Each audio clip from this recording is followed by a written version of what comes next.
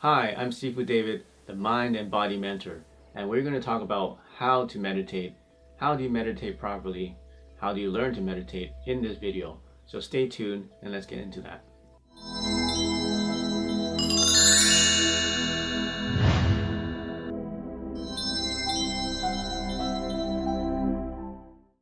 So I have been meditating since I was 10 years old. And back then I didn't even know that it was meditating. I was just doing it maybe because it was just a natural thing to do. You can call it similar to prayer. You can call it similar to imagination. But then I learned I was doing meditation since I was 10 years old. And it's only recently in the last few years that I've actually trained and studied how to meditate. But I think meditation is a very natural thing because we feel naturally, we can feel forces beyond our person. We can feel forces beyond what we can see. So meditation helps us to connect with those forces in a natural way. So I've studied different types of meditation: Qigong meditation for martial arts, yogic meditation, Merkaba meditation, heart meditation, lots of different kinds of meditation that involves different things. And I found things that really work well together from different disciplines and different religions or different kinds of practices. So I've narrowed down meditation into three different aspects. So the first aspect is light, the second aspect is sound, and the third aspect is motion. So first let's talk about light. What is light? Light is a frequency, and without light we cannot see. And without light, we cannot see something as an object, or something is such a color, or something is bigger, or something is smaller. We need light in order to give us the information in our brains in order to see and be aware of what's around us. So one of the milestones of meditation is to be able to see without using your eyes. So what I mean by that is to see with your mind's eye, to use your mind's eye to be able to view such a thing. In everyday living, we have to use our eyes to see what's in front of us. We're looking at the computer screens, we're looking at our phones, we're looking at the road when we're driving. We open our eyes so that we can see. But then what happens is that we're using just the frontal lobe of our brains and all of our focus on the front part of our brains. Well, what we want to do is we want to get that awareness away from the front of our brains and move it to the back, move it back to the middle so that we have it in where our pineal gland is. A pineal gland is actually the organ or the gland that produces luminescent chemical in your mind, in your brain.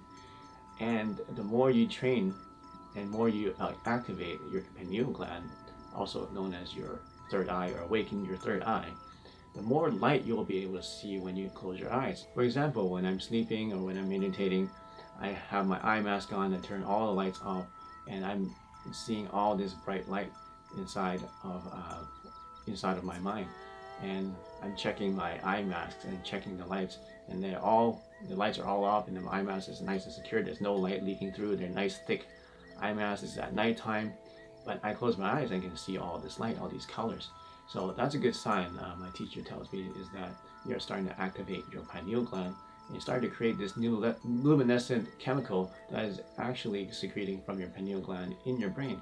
These are real chemicals that come out of that gland in your brain. So that's one aspect of meditation, is being able to be aware of light, and not just the regular spectrum, rainbow spectrum of light that we see, but other spectrums of light and frequencies that we do not see.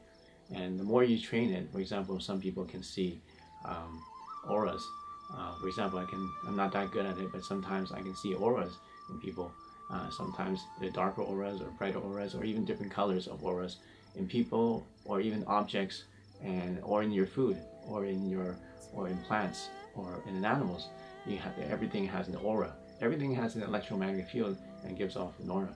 And if you have, some people are able to see these auras. So the next aspect of meditation is sound. How do you use sound in order to increase your spiritual awareness? Well, in many different cultures and religions and practices, you see people chanting, or you hear people chanting or singing or toning in order to combine with their meditation. And what that does is it actually helps you to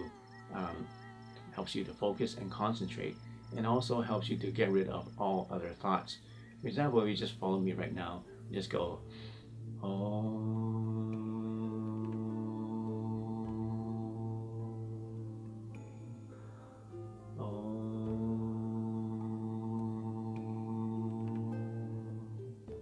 If you do that for a few minutes, you feel that if you just focus on your voice, you focus on the sound of your voice, focus on the breath that you're taking, and focus on the breath coming out, you begin to start to lose all those extraneous thoughts that are happening in your mind, and you begin to have more control over that monkey mind that keeps wanting to latch onto things. So that's one way of doing it, is just doing a simple chant when you are meditating, in order to get focused and to get rid of the distractions that you may have in your mind, these thoughts that are running rampant in your mind. So that's one way of using the chants. There's also ways of using sound to raise your energy level. For example, you can start and then start going higher and higher with your voice, and that itself will raise your body energy level, raise your electrical level, just by doing ho ho ho ho ho ho. Basically is a vocal drill. Even singers use this, actors use this whenever they want to warm up. They would go from a low pitch and go ha ha ha ha ha ha, and then go up in tone like that. So that's one way of increasing your body energy. And why is body energy important? You need to have this electrical energy running through your body in order to activate those chakras, in order to activate your organs and your glands, and your brain and your pineal gland. So all the organs need to be working, and all the chi needs to be flowing, and that's the base of starting to really be able to go and meditate deeply, and to use those meditating organs and meditating devices in your body in order to achieve higher levels of spirituality. So the next aspect of meditation is movement. And by movement, there's more than one kind of movement. So most people would think of movement will be just the movement of the hands. And you can see this in Tai Chi, you can see this in Qigong, you can see this in Qigong, right? You can see the movement. But then that's just external movement. What other kinds of movement are there? There's also the movement of breath. Okay? Because when you're breathing in, you have the movement of air into your body, and then you also have the movement of air out of your body. So that's also movement. And there's also another kind of movement that's very hard to see, and you probably won't even see. It's the movement of your consciousness throughout your body, and the movement of your electromagnetic pulses through your body. So if you study Qigong and you practice for a long time, you start to feel sensations through your body. For example, you can feel the heat in your hands. You can feel tingling in your hands. You can feel heat throughout your body. You can feel tingling sensations through your body, similar to Kundalini energy in the Kundalini yoga. You can feel the energies going up your spine, up your entire spine, up the back of your head and such. So that you can train over time, and that's movement that you can feel inside of your body, and that's movement that's not even visible. So those are different kinds of movement, and those are all very important in meditation, to learn about movement. So what we do in Qigong, for example, is we make the movement outside, so we can feel the movement. Okay, we make the movements outside of our body. We can see the movements. And now when we see the movements, we want to combine it with the intention and awareness. So for example, this is the Grand Tai Chi movement. I'm just making this big circle in torus shape with my hands. And as I'm bringing it down, I'm using my fingers to guide the energy, and then change the awareness of where my energy is, wherever my hands move. So when I move my hands up, I have my awareness up. I'm looking up at my hands. When it reaches my head, I feel it on my head, and it reaches my nose. It goes down to my nose, then to my neck, then to my chest, then to my solar plexus and my stomach and my hips and my legs, my knees, and my toes. So by doing that, you are changing the awareness, and then using your hands to guide that energy and to guide that awareness. So once you do that a lot, for many, many days, many, many months even, then you can do it without even moving. You can just use your mind and experience the same awareness, changing your awareness with just your mind without using your body.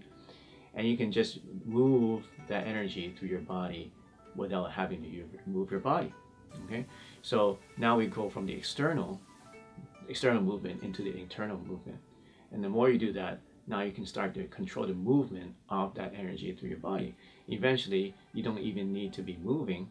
You can just be closing your eyes and be able to move that energy from different parts of your body, from one part of your body to another.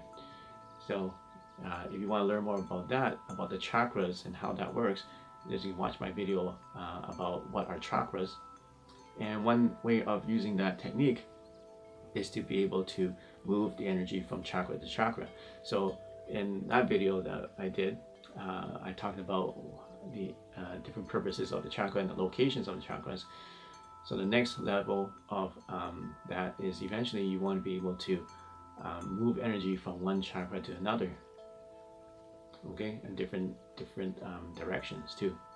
All right, so that's one major aspect of meditation is movement, being able to feel the energies and be able to manipulate those energies throughout your body and throughout your mind, inside of your body.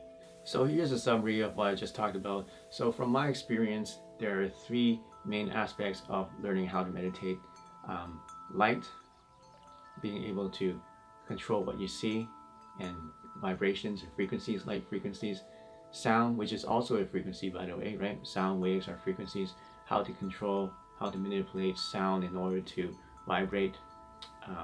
Another thing I didn't mention was that sound, when you're humming, it actually vibrates your nerves, vibrates your whole body, right? Whenever you talk, whenever you sing, your whole body vibrates. And what that does is it activates a lot of the nerves, activates a lot of the chakras, simply because you're vibrating them. Okay, so that's one way you can use sound too. And the third aspect, as I said, was movement. And I also explained that movement is not just movement outside the body, but also movement with your breath, in and out of your body, and also movement of your intention and movement of your awareness, and the electrical field around your body. And later, in higher level practices, you'll be able to move the electrical fields outside of your body too, which I haven't been able to do yet, but one day I will be able to. So I hope you enjoyed this video. You probably have a lot of different questions about how to meditate.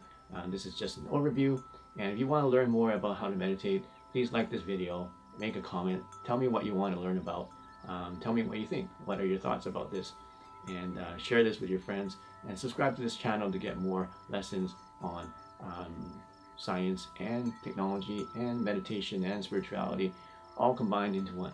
So we'll see you soon in the next lesson. And yes, we're giving away these free DVDs, Ancient Qigong Secrets for Mind and Body. All you need to do to enter the contest is to subscribe to this channel, click the notification bell to get notifications of all the new lessons, and comment in the comment section and like this video, and you'll be entered into the draw. Every week we're giving away a free DVD, so good luck.